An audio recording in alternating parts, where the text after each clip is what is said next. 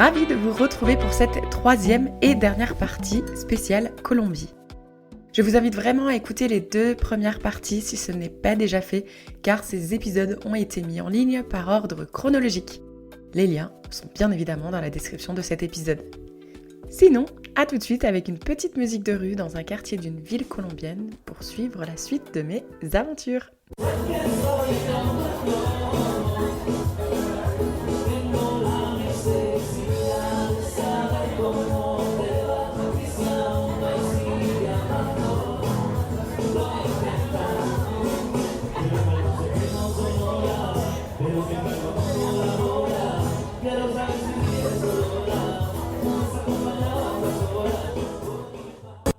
Hola, hola! Là maintenant je vous parle depuis la ville de Medellín. Je suis arrivée hier soir. Là on est lundi, il est 14h30. Désolée s'il y a un peu de bruit derrière, mais bon voilà, c'est la réalité du terrain. Je voulais faire ce vocal pour plusieurs raisons. La première, c'est que déjà je pense que niveau stratégique, de passer d'un trek de 4 jours en pleine nature avec un groupe super fun à une grosse ville comme Medellín en solo, c'était une très mauvaise idée. La transition a été difficile pour moi hier soir. Pourtant, je pensais que ça avait bien commencé parce que, comme le hasard semble toujours bien faire les choses, je sors de l'aéroport, donc j'avais pris un petit avion de Santa Marta à Medellín. Et j'arrive à l'aéroport et je monte tout de suite. Il y avait un petit bus où il y avait écrit direction Medellín, donc je monte dans le bus. Et j'avoue que je savais pas trop où je devais m'arrêter, etc. Mais je savais qu'il allait à San Diego Mall, c'est un centre commercial. Je me suis dit au pire, je vais jusque là et à partir de là, je peux prendre un taxi. Dans tous les cas, ça me coûtera moins cher. Et en fait, ce qui s'est passé, c'est que il y avait une fille en solo aussi avec son gros sac à dos. Et je vois qu'elle demande, quand on s'arrête à San Diego, elle demande au chauffeur Masayas, qui était donc le nom de mon auberge. Je me dis, punaise, la probabilité qu'elle et moi, on se retrouve au même endroit au même moment et qu'on va à la même auberge, c'est quand même fou. Donc du coup il lui a dit de sortir, donc j'ai entendu et je vais me mettre un peu du côté quand même pour quand même pouvoir faire un vocal sans que ce soit l'anarchie du trafic. Juste une petite seconde, là je suis un petit peu coincée. Je vais me mettre là à l'écart. Voilà, j'espère que ça ira un petit peu mieux. Moi ça me permet de faire une petite pause à l'ombre aussi parce que ils ont le phénomène El Niño là, normalement Medellín, qui est la ville du printemps éternel. Là, il fait très chaud. Enfin bref, je me plains pas parce que bientôt je retourne au froid. Tout ça pour dire que donc du coup, je l'ai vu, enfin on est descendu en même temps et je lui ai dit, si tu veux moi aussi je vais à Masaya, donc on peut se partager un Uber. Les Uber qui sont normalement interdits en Colombie, donc ça marche pas dans toutes les villes. Mais là je sais qu'à Medellín ça fonctionnerait. Donc si toi tu pars un jour en Colombie et que tu veux prendre un Uber, sache qu'il faut s'asseoir devant pour pas qu'il fasse capter que c'est un Uber. Bref. Donc on a pris un Uber tous les deux pour aller à l'auberge. Et le peu qu'on a parlé ensemble, elle me disait que ouais, elle voyageait solo, mais que jusqu'à maintenant elle s'était jamais retrouvée seule, ce qui est totalement mon cas moi aussi. Et elle me disait que justement elle espérait que cette semaine à Medellín, elle aurait un peu de moments pour elle, etc. Donc bon, moi j'ai pris un peu le message de genre ouais t'es sympa, on prend un Uber, mais une fois à l'auberge laisse-moi tranquille. Enfin en tout cas moi c'est ça que j'ai capté. Donc j'ai vite pris un peu mes distances avec elle une fois à l'auberge. Et ça a tombé bien parce que quand je suis rentrée dans ma chambre d'hôtel, je suis tombée sur 3 Canadiennes qui venaient juste d'arriver. Elles habitent au nord de la Colombie-Britannique, près de la frontière de l'Alaska. Donc pour elles, arriver en Colombie, ça a été une mission de 2 jours apparemment. Ça a été assez compliqué, elles étaient complètement mortes. On a quand même été boire une bière ensemble au rooftop. Et je sentais qu'elles avaient envie d'aller manger un truc rapide, mais elles savaient pas trop. Elles m'ont pas vraiment proposé, donc j'ai pas voulu m'incruster non plus. Donc je les ai laissées partir et j'ai regardé le coucher du soleil et après je suis allée manger toute seule. J'avais trouvé un super endroit où manger, je me suis fait une petite glace aussi, c'était sympa. Mais du coup je me suis sentie très seule. Là je dois avouer que ça a fait bizarre. Et être seule comme ça dans une grande ville, c'est pas mon kiff. J'adore la nature. J'adore la ville aussi, mais j'avoue que quand je suis en ville, moi, ça serait pour être avec des potes et faire la fête. Mais voilà, tout ça pour dire que c'est pas grave. De toute façon, je savais que je restais que 2 nuits à Medellín, donc j'allais pas me morfondre. Je suis rentrée à l'hôtel, j'ai fini par regarder Pékin Express et finaliser mes petits plans pour la semaine parce que du coup il me reste une semaine que ça va passer super vite, que j'ai encore envie de faire plein de choses. Donc j'ai un peu finalisé ça très rapidement parce que du coup comme j'avais tous les bons plans de tous les voyageuses que j'ai croisées, ça a été assez simple, donc ça c'est cool. Et ce matin, donc c'est le but de ce vocal normalement, c'était pour parler de ça. J'avais programmé une visite guidée de la Comuna 13 à Medellín avec un Colombien qui parle français. Donc je vais faire un autre petit vocal pour parler vraiment que de ça. En fait non, je vais juste continuer parce que j'ai pas forcément envie de faire tout un épisode là-dessus. J'ai pas envie de vous spoiler parce que franchement je pense que c'est quelque chose à faire. Il y a une histoire, c'est horrible ce qui s'est passé à la Comuna 13. C'est absolument horrible. Et ça s'est passé il y a seulement 21 ans, c'était en 2002. Donc je pense que si toi tu voyages en Colombie et que tu passes pas par la Comuna 13, t'auras pas vu la Colombie pour moi. Enfin ça c'est mon avis personnel. Je pense que quand on va dans des pays qui ont une histoire aussi difficile, c'est important de s'y intéresser un minimum. Bref, et David, c'est trop drôle parce qu'en fait il est recommandé par beaucoup de voyageurs et je comprends parfaitement pourquoi.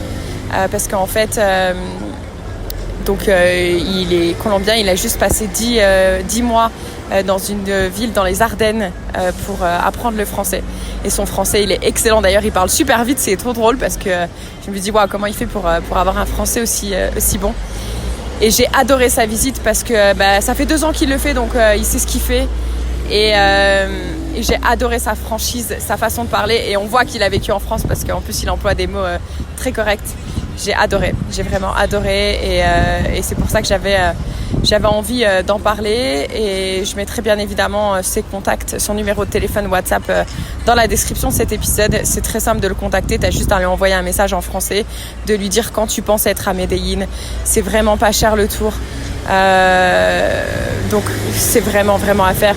Je sais qu'il y en a qui vont dans les villes et qui préfèrent ne pas faire de visite guidée. Moi je vois pas du tout l'intérêt parce que là il nous a vraiment expliqué des choses que il y aura pas dans le routard ou peut-être que ça y est, mais de l'entendre de la bouche d'un Colombien ça fait autre chose. Et puis je pense que c'est important que quand on est touriste on participe un peu à l'économie locale, comme par exemple David qui est auto-entrepreneur et qui essaye de se débrouiller comme il peut parce que lui ils ont pas de chômage, ils ont pas d'assurance santé, etc. Et que c'est important que quand on est touriste et qu'on a un minimum d'argent, encore une fois qu'on les aide aussi à mettre en avant leur pays.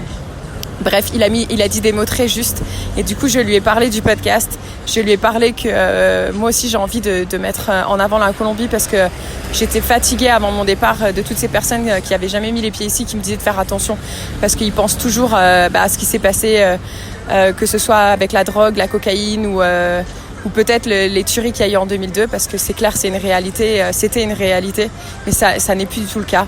Et donc du coup, je lui ai demandé, on n'a pas eu le temps de le faire là avant de partir parce qu'on s'est tous séparés rapidement au niveau du métro, mais il m'a promis de me faire un petit vocal. Donc du coup, je vais l'ajouter. Je lui ai demandé, je lui ai dit, tu diras juste ce que tu as envie de dire aux Français qui sont jamais venus en Colombie. Et voilà, donc je lui tends le micro. Bonjour à tous, je me présente, je m'appelle David, je suis colombien, né ici à Medellín et j'ai toujours vécu ici, mais en 2011 j'ai fait un échange pour apprendre le français. Je suis resté 10 mois dans les Ardennes, au nord de la France, et maintenant j'ai un business de tourisme ici à Medellín, je travaille avec les francophones. Je voulais vous inviter à venir en Colombie. Venez en Colombie, il faut venir en Colombie pour changer tous les a priori qu'on vous a créé depuis toujours. La Colombie a trop changé. C'est pas la même Colombie qu'on avait avant. Et nous, quand on dit les Colombiens, le seul risque du pays, c'est pas vouloir partir. On a envie de rester ici après.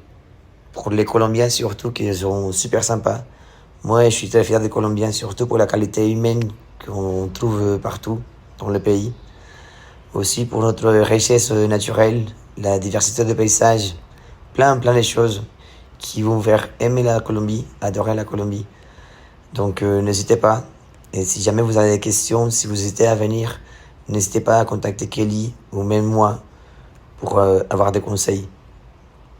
La Colombie vous attend avec les bras ouverts.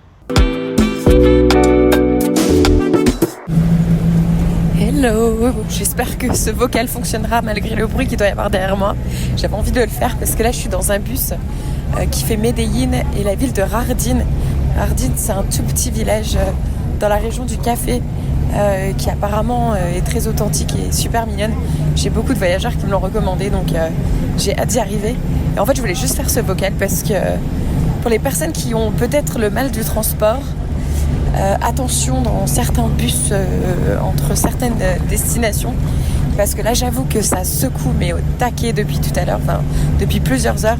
On est vraiment, j'ai pas envie de dire la montagne, mais dans des trucs quand même où ça tourne beaucoup et disons, le chauffeur il roule à 50 quoi, mais 50 sur ces routes là, c'est impressionnant. J'ai la chance de ne pas avoir de problème dans les transports, mais pour les personnes qui en ont, attention. Donc si vous prévoyez un voyage en Colombie, faire bien attention à ça parce que ça peut être violent. Voilà, à toutes. Aïe, ces derniers jours en Colombie, je suis dégoûtée. Je sais pas, c'est trop vite, trop vite. Clairement, la Colombie, on peut y passer beaucoup plus qu'un mois. Pourtant, j'ai quand même fait pas mal de choses, mais il y a encore d'autres choses que j'ai pas vues. Et bon, c'est pas grave, ça me donnera une occasion de revenir. Petit bilan sur voyager léger, trop bien. Il m'a absolument rien manqué, donc je suis vraiment trop contente. Je vais renouer cette expérience parce qu'il n'y a pas photo de voyager avec un sac de 8 kilos. C'est quand même, ça change tout. Donc ça, c'est clair, ça à refaire. D'ailleurs, si vous avez des questions de ce que j'avais sur mon sac, etc., peut-être que je ferai une vidéo, on verra. Parce que c'est vrai que moi, ça me stressait pas mal et puis finalement, stress encore pour rien. Je sais plus c'est quand la dernière fois que j'ai fait un vocal, j'avoue, je ne sais plus du tout. Je sais pas si j'en avais parlé qu'à Medellín, j'ai eu un petit coup de mou parce que de passer du trek à Medellín, ça a été une transition pas évidente. Guatapé, j'ai adoré la petite ville, mais c'est vrai qu'il n'y a pas trop d'ambiance dans mon auberge, il n'y avait pas grand monde. Bon, faut dire que là, la saison des pluies commence, donc c'est plus trop la saison touristique, ce qui a des avantages, mais aussi quelques petits inconvénients. Et Guatapé, bon, j'ai adoré. Je suis ensuite allée à Jardín, alors là, c'était gros coup de cœur. Il n'y a pas photo, mais voilà, là j'avais pris une chambre privée chez un Colombien qui était super sympa et mais du coup j'ai pas rencontré trop de monde, donc c'est vrai que j'avoue que je me suis sentie très seule et on est plusieurs voyageurs à en avoir parlé. Ça fait un peu un effet de roller coaster.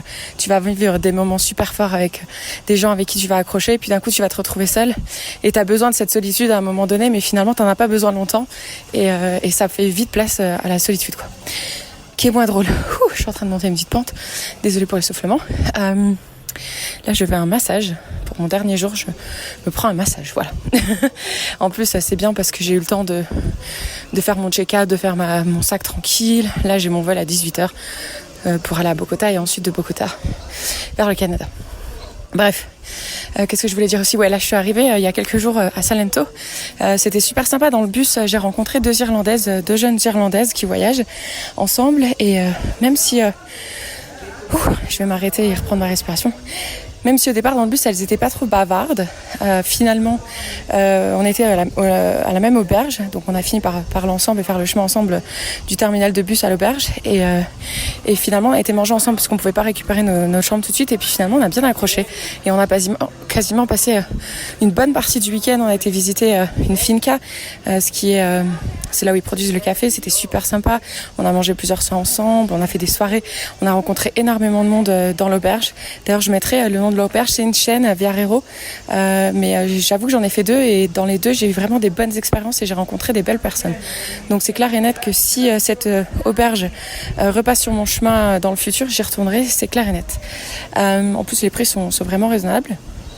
Et puis voilà, sinon hier j'ai été aussi faire une balade, j'ai rencontré un Français super sympa qui vient d'emménager à Montréal. S'il écoute cet épisode, salut Maxime. Et puis voilà, c'était une super belle journée. On a bien mangé le soir, joué à des jeux, Uno, etc. C'était cool. Et puis voilà, j'ai vraiment pas envie de partir, mais voilà, toutes bonnes choses ont une fin. Je déteste cette expression parce que je sais pas pourquoi ils doivent avoir une fin, c'est nul. Mais bon, voilà, il est temps de retourner à la neige et voilà. Donc là, je je vais aller à mon petit massage. Et puis je pense que je sais pas si j'aurai d'autres vocales à dire. Je pense que c'est à peu près tout. Si vous, en écoutant les épisodes, vous avez des questions, n'hésitez pas à m'écrire sur Instagram. Et puis voilà, j'espère que si vous avez l'occasion de découvrir la Colombie, vous allez avoir une expérience aussi enrichissante que la mienne. D'ailleurs, j'ai envie de redire que à aucun moment je me suis sentie en insécurité, mais vraiment à aucun moment. Et ça, j'avais envie de le dire parce que j'étais tellement en stress avant de partir qu'avec du recul, je me dis il y avait vraiment pas de raison. Après, j'avoue que je fais pas des trucs débiles, je rentre pas tard toute seule, je me bourre pas la gueule. Enfin, je bois, mais si je bois, c'est que je suis avec des gens de confiance. Et encore, je bois pas au point de puis me rappeler comment je m'appelle. Donc voilà. Oh, il y a un petit chiot. Je vais aller le caresser. À toutes. Et voilà, c'est ainsi que se termine ce dernier épisode et cette petite série sur mon voyage en solo en Colombie. Je vais me répéter, mais n'oubliez pas à quel point il est important pour moi que vous me laissiez un commentaire sur Spotify ou Apple Podcasts, surtout si tu écoutes cet épisode au moment de sa sortie. Mais même si c'est bien après, s'il te plaît, si tu n'es pas en voiture en train de rouler, alors prends ces quelques secondes pour me dire si je t'ai donné envie d'aller en Colombie par exemple, ou si tu es déjà allé, dis-moi peut-être quel a été ton coup de cœur. Tu dois valider manuellement tous les commentaires avant qu'ils soient mis en ligne publiquement. Donc Spotify m'envoie un email à chaque commentaire reçu. Donc je t'assure que je les lirai tous. Et tu n'as pas idée à quel point ça fait plaisir de ne pas se sentir seul et de ne pas avoir le sentiment de parler dans le vide.